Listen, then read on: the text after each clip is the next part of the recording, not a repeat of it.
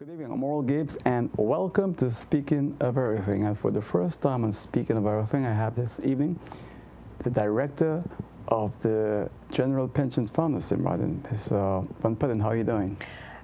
Thank you for inviting me. I'm doing fine, thank you. And thank you for being here because this is the first time we have someone in your capacity as director of the General Pension Fund here on Speaking of Everything. Okay. So tell me first, Van Putten, that's a familiar station name. Yes, it's a station name. Oh, okay.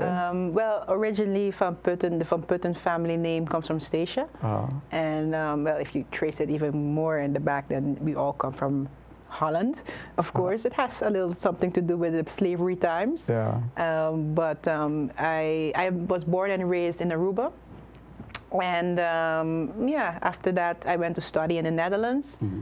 And then had a few years in Statia, then I was in Curaçao, and now I'm back in the Windward Islands in St. Martin. Oh, so you was back in Statia? Did you like it there? I actually love living in the Windward Islands. It reminds me of home. Okay. Anybody who knows the island of Aruba and knows the city of St. Nicholas knows that we, from that part of the island, have a very close and good relationship with the island of St. Martin. We have family relations. Right. We are married to St. Martiners. We have a very good relation with each other between Aruba and St. Martin, and that's why it feels like I'm home. All right. So how long now since you're in St. Martin? Well, I arrived at the end of April. I started working at APS on the 1st of May. So not very long, but short and sweet, let's say. All right. So your background, your educational background is in finance or in? Actually, no. My background is in public administration. Okay. So I basically studied the art of management of government. So that's a lot of political science, a lot of social science, a lot of policy writing.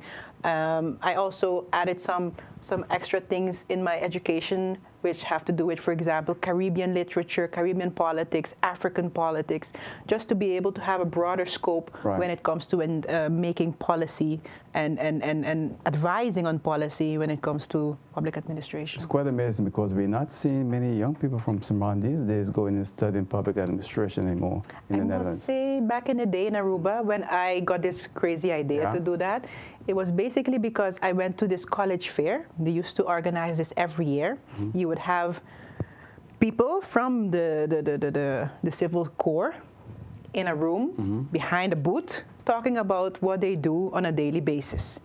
And everybody was by the lawyers and by the doctors and, you know, by the interesting, more well-known jobs. And I saw these ladies all far away with nobody around them. So I was like, I want to see what they're doing. Oh, okay. So I walked over to them and I asked them, like, so what do you do? And they're like, we're policy advisors. And I was like, so what did you study? They told me bestuurskunde, public administration. And they explained me, you know, how that all works. And I thought to myself, so basically you are the guys who advise governments, ministers, you're the guys who make the plans, and they're like, yes. And I was like, I was sold. I thought that was the coolest thing because it's like business administration, but specifically for the running of government. And I thought, yeah, that's what I'm going to do. My father thought a minute that I was just having a little, you know, crazy thought, but I stuck to my guns. That was when I was in the third VWO. Oh, okay. So I was quite young, and you know, my dad thought I would change my mind eventually, but I stuck to it. I studied it, finished it, and then yeah, kept working on in that field. So now you're a director of the General Pension Fund, and tell us a little bit about the General Pension Fund for those of us that don't know much about it. Well, the General Pension Fund of APS actually hasn't existed for many years, and that's probably one of the reasons why it's sometimes like a little bit confusing to a lot of people, because we are actually born out of the APNA.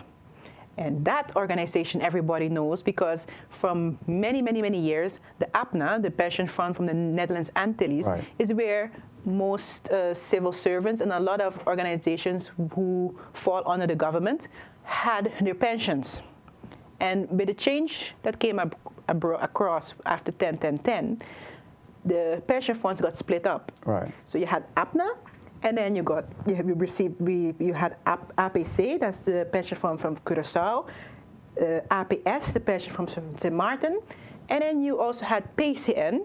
PCN is a pension fund for Bonaire, St. Eustatius, and Saba. Okay. So they split them up, in different pieces. And so we started operating not too long ago in end of 2011, and that's where we are right now. A very young organization, basically starting from scratch with things that we inherited from the big pension fund, right. APNA, and now trying to make our way and organize ourselves. It's very important. Our main goal is actually to ensure that our participants receive a pension X years from now. Yeah. I mean, if somebody is a civil servant at the moment and they're 30 years old, the projection is that they will be going on pension in about 32 years.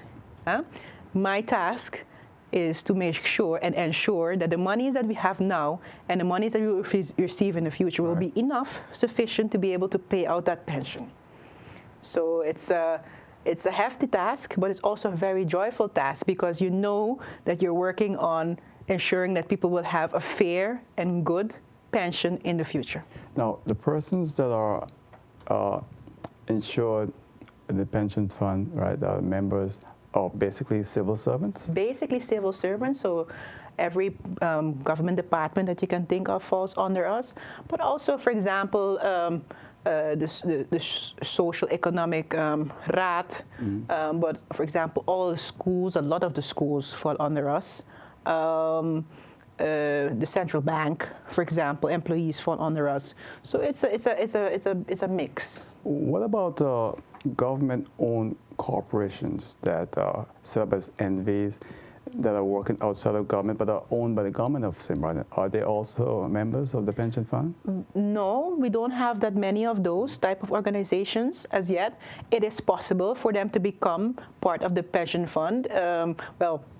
I invite them to come and talk about that if they're interested. It's something that can be done. The only thing is that, because we haven't existed from the beginning, let's say for 20, 30 years, they might have their pensions put away somewhere else, outside of St. Martin or by an insurance company, which was back then the most logical thing to do. But as APS keeps growing and is a staple now of the economy and St. Martin, it could be a logical move to look towards us for putting their monies. And don't forget, we are a St. Martin pension fund. We basically invest also in St. Martin to ensure that the monies that we invest have a social and economic impact on this island. Yeah, right. And maybe that's something we can talk about, like what kind of projects do we do? And these projects need to benefit our St. Martiners and also make a good return on investment in order to make sure that we can pay pensions 30 years from now. But at the same time, Mr. Putten, what's the ratio of investment to what you have to maintain in your bank account? Is it very high? No, I wouldn't say so. I think you have to look at each project individually. There are certain projects that you could say you want to have high return on investment on because it's more commercial related. For example, if it's a parking garage. But if you're going to invest in something that has a more social aspect, then you will just make sure that you get a good return of investment, but it doesn't have to be extremely high because then it's also more about investing into a community. That's another type of investing than only financial. But you're regulated by the central bank. Oh yes, we can't just do whatever we feel like or want. Look, of course, as a pension fund, we have our own rules and regulations on how we go about with our financial matters. We have a very strict way of looking at each investment that we do. We might sometimes be seen as not the fastest person in the group when it comes to investing, but that is because we have very strict rules when it comes to how to look at an investment, we like to do a very thorough due diligence on everything that we do, because we need to be certain, we need to be sure that when we put our money in something, that we won't make a loss, that we will be able to project good returns on investment. Okay. So we are very strict on doing that. The general pension funds, people open the paper or they watch television, they listen to the radio, and then they hear, well, you know, the government of St. Martin owe you guys a lot of money.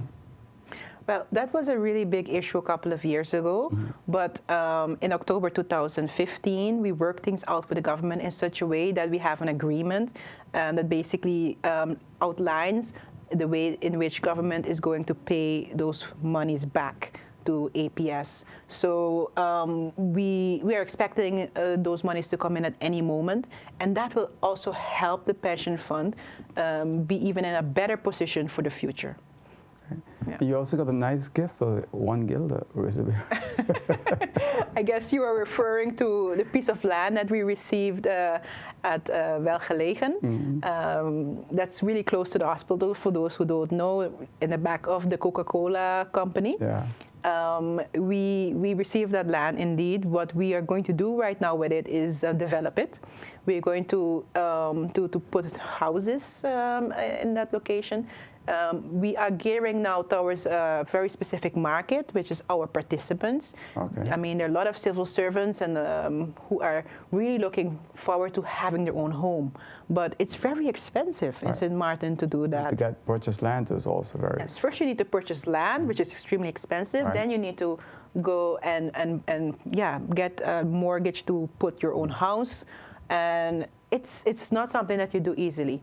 And a lot of people have trouble doing that because of the amount of money needed to do something simple. I mean, not talking about building mansions, of course, if people want to have a nice, regular home. Yeah. So at APS, we thought about this, and we decided that we could help in this process by having a piece of land, building some nice houses on it. This is not social housing. We call this houses for our participants, in which, for example, you can imagine we'll have studio apartments, we'll have 2-bedroom, 3-bedroom apartments.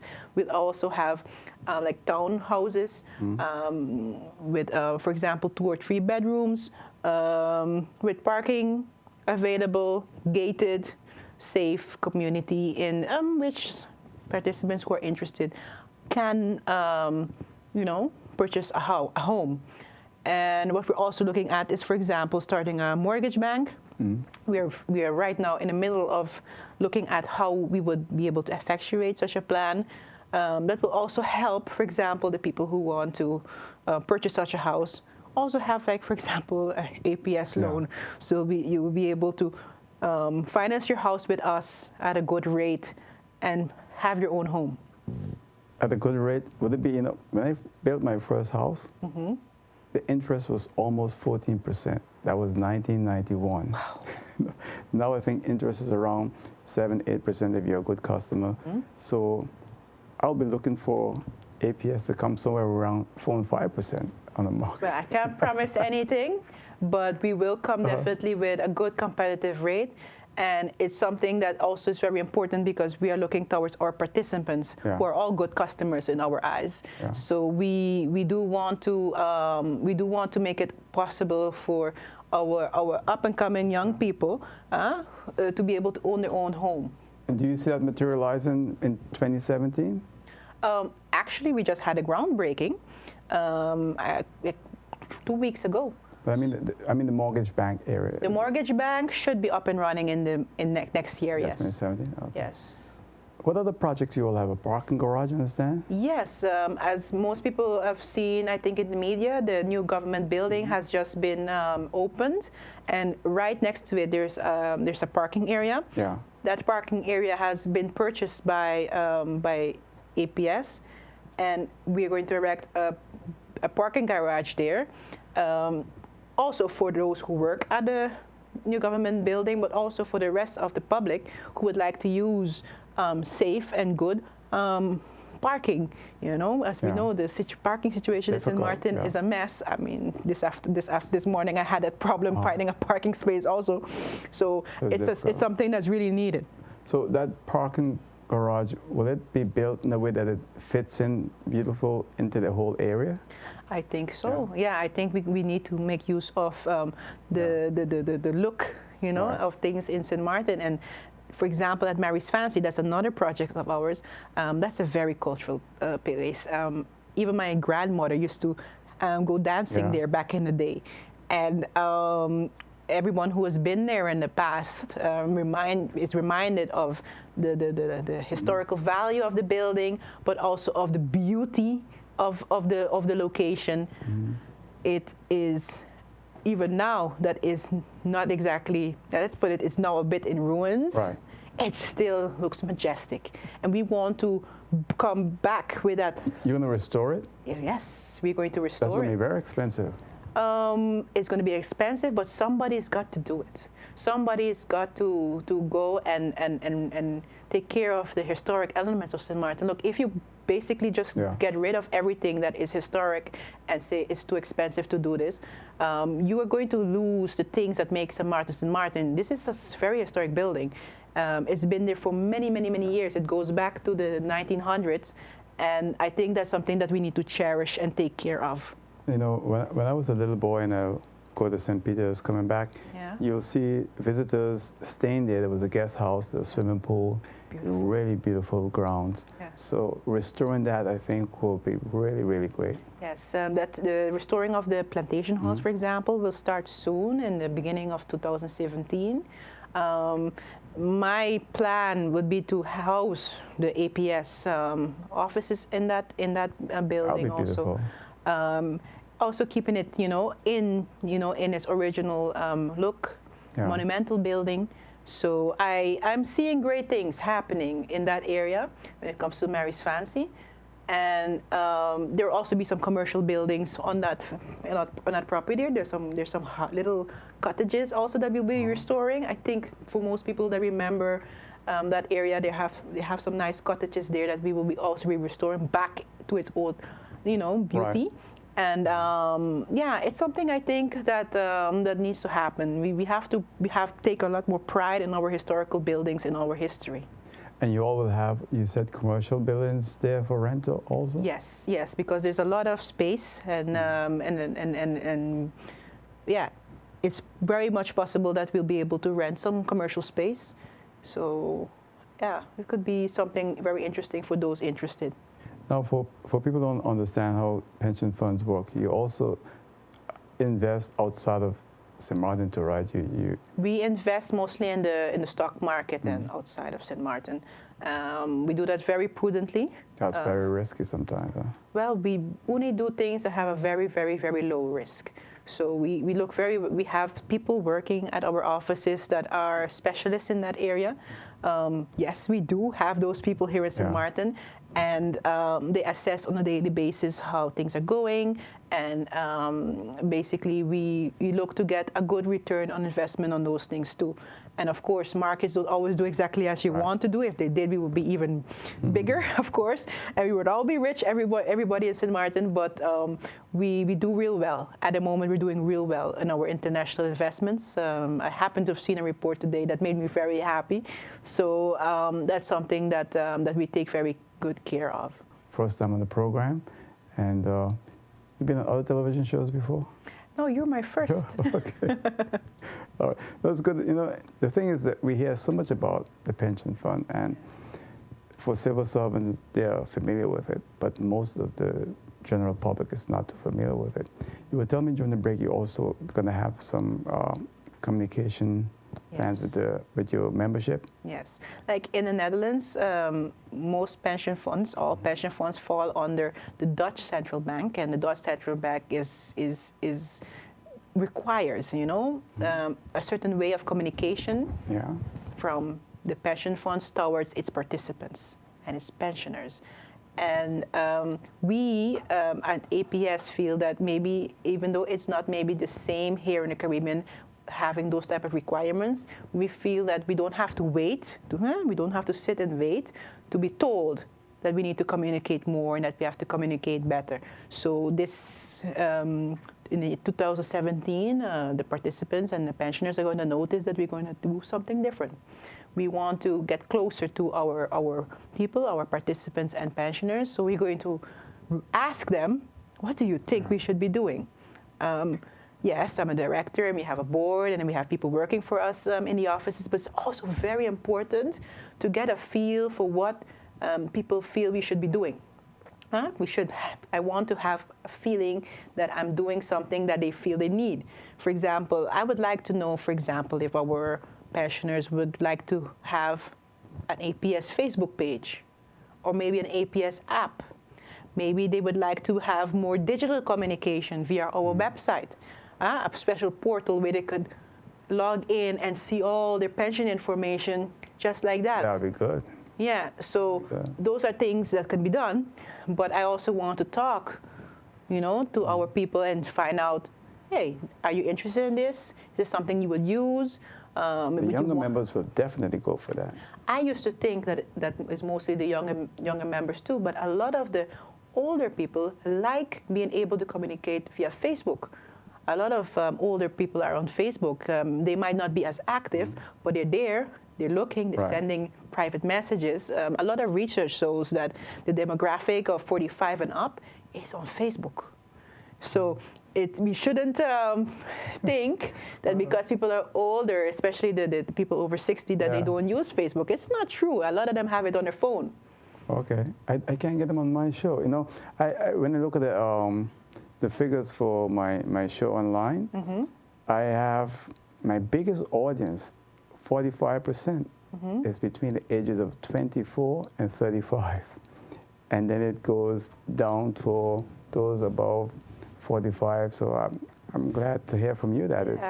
we have heard from experiences from other pension funds, for example, PCN, the one for the Bonaire Station Seba, that they didn't expect that type of reaction to their Facebook page. Suddenly everybody wanted one. So it would be interesting to interact with our pensioners and our participants and find out if these are things I find interesting. Right. And this, we can hopefully then get a good feel about what they need, and when we decide, for example, we want to go this direction or that direction, that we could take their feelings into account. Sometimes you don't need to go create the wheel completely yourself. It's also good to ask people that you're dealing with, that you are working for, what they think is important. I know I didn't ask you in the beginning, but I'll ask you now, if you're a member of the pension fund and you reach the age of retirement, you get, 70% of your last salary? Well, we have right now a middle loan system, which means that actually we have now right now we have actually a pension reform going on. Oh, okay. So it's a very difficult question to answer. When the pension reform is going to it will come to an end, we'll have a middle loan system, and right now we have a middle loan system. And that, I think, I need a whole program to sit and explain you that exactly with maybe a little bit of sheets so I can draw it out exactly, basically what is going to happen. But right now, with the eindloan system, right now, if there's somebody going on pension, yes, they will get 70%, you could say, give or take how many years they've been working of their last earned salary. But that is going to change a little bit in the future. Oh, okay. All right. That's quite interesting. Yeah, but that's a subject we will need 2 programs for. No problem. Let us know we have you back. Oh, I'm looking at the time, and I'm just about out of time. So anything else you want to add before we go? Well, it's very important to keep in contact. So if there are people who are watching this program right now who have a pension with us and would like to know, for example, what you asked, how much will my pension be? Just give us a call, walk right in. We're open from 8:30 to 3 p.m. every day, Monday to Friday, and ask. We can make those calculations for you, personalized, individualized for you, so you know what you're up to. Do not wait till you're 60. Do not wait till you're 55, because now is the time. Right now, it doesn't matter if you're 20, 30, 50, to ask those questions, because if you ask when you're 60, you're already too late. Too late. Yeah. All right. Anyway, Ms. Putten, I want to thank you for coming in and hope we can have you back again and to explain some more in the future. All right? Anytime. All right. Thank you. And that's it for now. I'll see you next time right here on Speaking of Everything. Until then, good night. Take care. Bye.